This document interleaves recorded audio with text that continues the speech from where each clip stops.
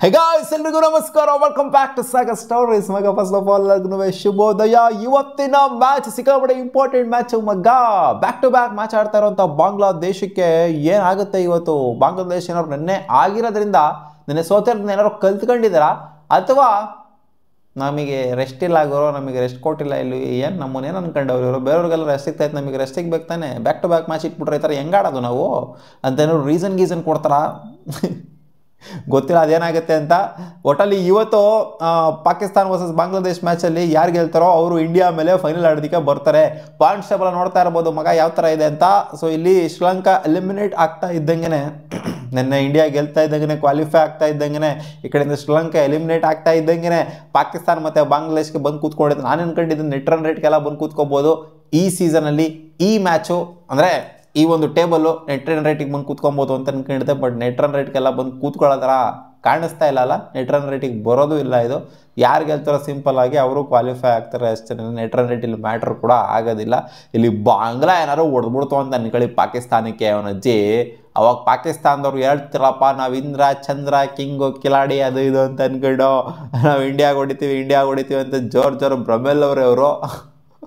ಅಲ್ಲಾಗರು ಎರಡೆರಡು ಮ್ಯಾಚ್ ನಾವು ಸೋತ್ಬಿಟ್ರು ಅಂತ ನನ್ನ ಮಕ್ಕಳೇ ನಾವು ಫೈನಲಿಗೆ ಬರಲಿ ಇಂಡಿಯಾಗೆ ಹೊಡಿತೀವಿ, ಫೈನಲ್ಲೇ ಬೇರೆ ನಾರ್ಮಲ್ ಮ್ಯಾಚೇನೆ ಬೇರೆ ಅನ್ನೋ ಥರ ಆ ರೇಂಜಿಗೆ ಕಾನ್ಫಿಡೆಂಟ್ ಆಗವ್ರೆ. ಒಟ್ಟಲ್ಲಿ ಪಾಕಿಸ್ತಾನದವ್ರು ಸೋತಿರುವಂಥದ್ದು ಈ ಟೂರ್ನಮೆಂಟಲ್ಲಿ ಇಂಡಿಯಾ ಮೇಲೇ ಬೇರೆ ಯಾರ ಮೇಲೂ ಕೂಡ ಸೋತಿಲ್ಲ.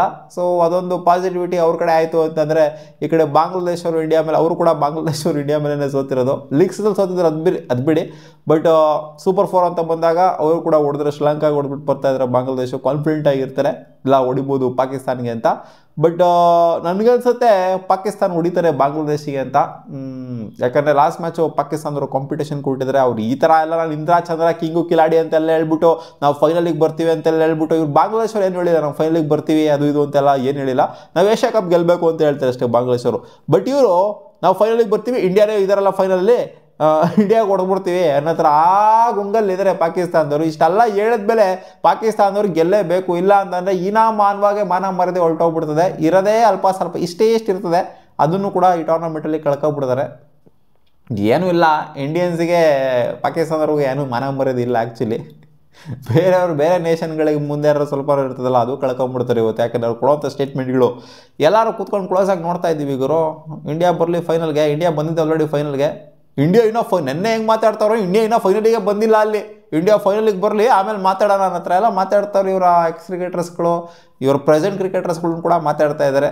ನೋಡೋಣ ಅಮ್ಮ ಏನಾಗುತ್ತೆ ಅಂತ. ಇವತ್ತು ಅದು ಏನು ಕಿತ್ತಿ ಕಸಿ ಮಾಡ್ತಾರೆ ಪಾಕಿಸ್ತಾನ ಅಂತ ಗೊತ್ತಾಗುತ್ತೆ. ನನ್ನ ಪ್ರಕಾರ ಏನು ಗೊತ್ತಾ, ಬಾಂಗ್ಲಾದೇಶು ಒಂಥರ ಗೆದ್ಬಿಡ್ಬೋದು ಅಂತಲೂ ಅನ್ನಿಸ್ತಾ ಇದೆ. ಬಟ್ ಪಾಕಿಸ್ತಾನ ಮೋಸ್ಟ್ ಫೇವ್ರೇಟ್ ಈ ಮ್ಯಾಚ್ನ ಗೆಲ್ಲೋದಕ್ಕೆ. ಯಾಕಂದರೆ ಬಾಂಗ್ಲಾದೇಶು ಲಾಸ್ಟ್ ಮ್ಯಾಚಲ್ಲಿ ಆಡಿದ್ದಾರೆ ನೋಡಿದ್ದಾರೆ ಕ್ಲೋಸಾಗಿ ಹೆಂಗೆ ಇಂಡಿಯನ್ಸು ಆಡೋದ್ರ ಜೊತೆಗೆ ನಾವೇನು ಮಾಡಬೇಕು ಅನ್ನೋದೆಲ್ಲ ನೋಡ್ಕೊಂಡಿದ್ದಾರೆ ನೀಟಾಗೆ. ಪಾಕಿಸ್ತಾನ ಗೊತ್ತಿರಲ್ಲ ಅಂತಲ್ಲ, ಇವ್ರಿಗೂ ಗೊತ್ತಿರುತ್ತೆ ಏನು ಮಾಡಬೇಕು ಅಂತ. ಬಾಂಗ್ಲಾದೇಶವರು ಟಾಸ್ ಗೆದ್ಬಿಟ್ಟು ಬೌಲಿಂಗ್ ಮಾಡ್ತೀವಿ ಅಂತ ಹೇಳಿದ್ರು. ಈ ಸಲ ಬ್ಯಾಟಿಂಗ್ ಪ್ರಾಬ್ಲಿ ಆಯ್ಕೆ ಮಾಡ್ಕೊಳ್ಳೋಂಥ ಸಾಧ್ಯತೆಯೂ ಕೂಡ ಇರುತ್ತೆ. ಕಾದು ನೋಡೋಣ ಅದೇನಾಗುತ್ತೆ ಅಂತ. ನಿಮ್ಮ ಅನಿಸಿಕೆ ಏನು? ಬಾಂಗ್ಲಾನ ಪಾಕ? ಒಟ್ಟಿನಲ್ಲಿ ಇಬ್ಬರು ಕೂಡ ನಮ್ಗೆ ಆಗೋದಿಲ್ಲ. ಅದ್ರಲ್ಲಿ ಪಾಕಿಸ್ತಾನ ಅಂತ ಯದ್ವಾ ಆಗೋದಿಲ್ಲ, ಇವ್ರು ಅಲ್ಪ ಸ್ವಲ್ಪ ಆಗ್ತಾರೆ.